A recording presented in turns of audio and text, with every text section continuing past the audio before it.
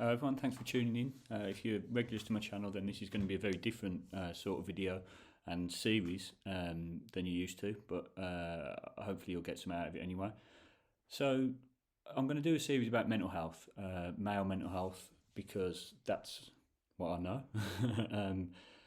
I've been suffering from mental health issues for probably my whole life, but it was sort of diagnosed and I went to the doctor and started getting help about 8 or 9 years ago.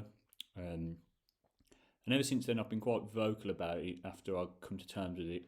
Been keen to sort of force myself to talk about it and force myself to try and help others as well. And I thought that now that I've got a few followers on YouTube, it'd be sort of negligent of me not to try and do something to talk about it on here.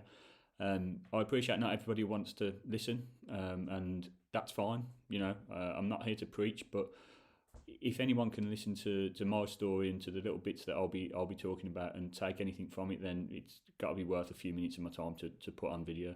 So I'm going to do a short series of various aspects of living with mental health, and my aim is to just show what it's like as a normal, really bog standard person living with mental health issues, a bog standard man. So there's a lot in the media about sort of famous celebrities, really good looking guys who've got all the money in the world and huge followings, and how they've talked out. Don't get me wrong, it's brilliant. I'm really glad that they have. And their struggle is no less real than mine, and no one should ever be shouldn't ever have their struggle undermined. But it's maybe sometimes hard for people to relate to such a personality, such a media personality, if you like, even though their struggle is completely the same and the issues they're facing are just as real. And my heart goes out to them. It's difficult, isn't it? So I'm hoping that as a more not grounded. That sounds like a dig. As a more normal in society, sort of representative of society, of men in society, I'm hoping that maybe my story might relate a little bit more to people.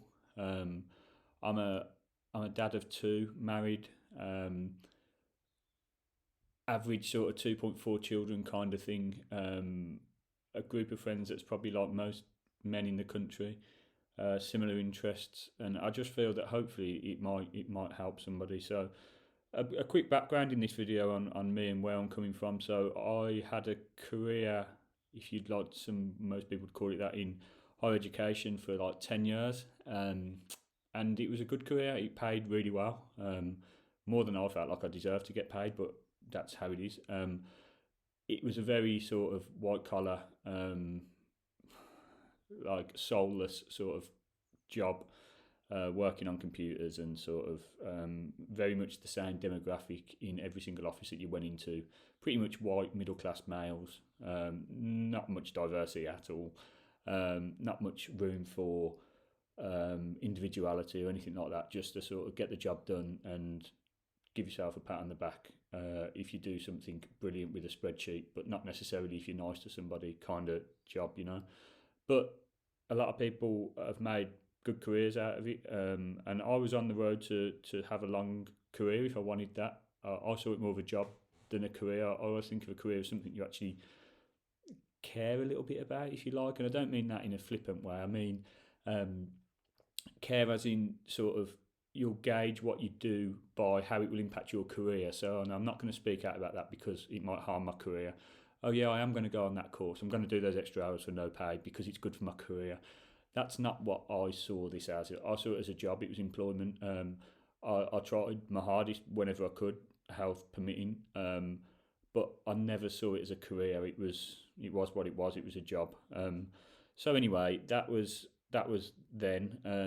I got paid a lot of money, so I've been out of it now for about 4 or 5 years, and at the time I was on sort of 57,000, which is a hell of a lot of money, and I'm nowhere near that now because as a result of my health I couldn't do it anymore. There was a bit of an acrimonious fallout. I didn't feel like I was getting the support I needed, and I ended up leaving. I got paid up 2 months of my contract, so I had 2 months off, if you like, without losing any money. So I got out early, had a bit of a payoff, and went. And since then, I've been sort of self-employed, started a couple of businesses, and let's be honest, I earn nowhere near what I did before. And people think I'm living the life because I sort of run my own business and sort of work from home. I was working from home before it was fashionable, before coronavirus, and everyone thought it was just a purely lifestyle choice. And because I didn't really want to speak out about what was going on, I was just sort of going with it. Yeah, like, oh, I don't want to go to an office. I'm not working for the man. I want to work for myself and this, that, and the other. Which, as an element is true, but it wouldn't have been the way I chose it, because I wouldn't have quit a job that highly paid with the responsibilities that I've got just on a whim. But I physically couldn't go to work anymore. And people don't understand that. I think that's the thing about male mental health as well, that people don't understand that we've got a lot of pressure to provide for our family, to earn money for the family, whoever the breadwinner is. So I'm saying male mental health because, let's be honest, a lot of the time it is the male who earns more money in the household, purely because women are forced to put their careers on hold due to family commitments. I know that's the case with my wife. She earned good money and was sort of like just as possible that she would have had a long, successful career as I would have, but then she had to have maternity leave, and when she went back her job had changed, which is a whole other issue.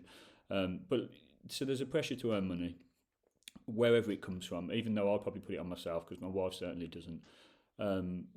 But getting out of a job that earns that much money and coming to a self-employment where the money is really sort of hit and miss, I got out of it because of my mental health, but it's an absolute killer for your mental health because I don't know when the next pay is coming, and all I do is worry about it. So it's a double-edged sword. What can you do? I physically couldn't do the job that I was employed to do, and I wasn't getting the support, so I had to leave because honestly I don't know where I would have ended up if I'd have stayed. So then you get left to your own devices to go and find money. So yeah, it was a struggle, and since then I've worked for myself since 2018, doing various sort of online e-commerce sort of work, graphic design, and now I part own a sports clothing brand, which is doing really well. I'm really proud of that with a friend of mine, and that's going places. We're just sort of struggling with sort of stock and sort of delivery times and stuff. But yeah, that's all good. But again, it's a startup, so it's got its own challenges. So that's a little bit about where I'm coming from in terms of my background. And in the future videos, we're going to be talking about how the specific elements of my mental health impact my daily life.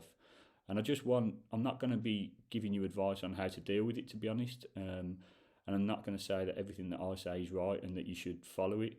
I just want you to see the real image of what it looks like, to be honest, from somebody who's going through it. And I'm going through it right at the moment, which is why I've started to do this video today. I'm not feeling good at all. I've struggled the last few days. It's a struggle to even get out of bed. It's a struggle to do anything, to put my computer on, to have fun with my kids. It's half term at the moment. It's a struggle to get up from one seat to go to the next seat, which is ridiculous. And I mean physically, I don't mean mentally, like I'm sat there and my brain doesn't work and I don't know how to process it. I mean physically, it's hard to just get up and move. You can see the suitcases under my eyes. They're not even bags. Look at the size of them. I look like a mess. And yeah, that's a bit of low self-esteem because of the whole condition, but it's kind of true as well. I'm big enough to admit that. It just, I look like a mess, and I'm not functioning very well at the moment. So this is a little bit like a diary as well. And I think when I look back on it, I'll probably cringe, but I think it's good to talk and sort of get things out there, and hopefully someone will watch this and say, you know what, that's how I feel. And you know what, it's not going to help necessarily seeing that someone else is struggling. It sounds a bit, I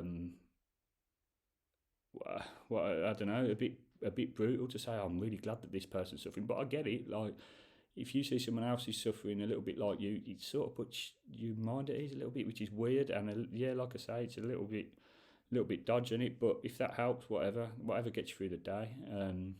So yeah, I'll be back with some more sort of focused content about mental health. This is just an overview and just a hello, and just to let you know that I'm going to be doing this sort of thing. So take it easy. If you're struggling, take care of yourself. Take a rest. stop what you're doing if you can and sort of just recalibrate. Don't try and force yourself to be better.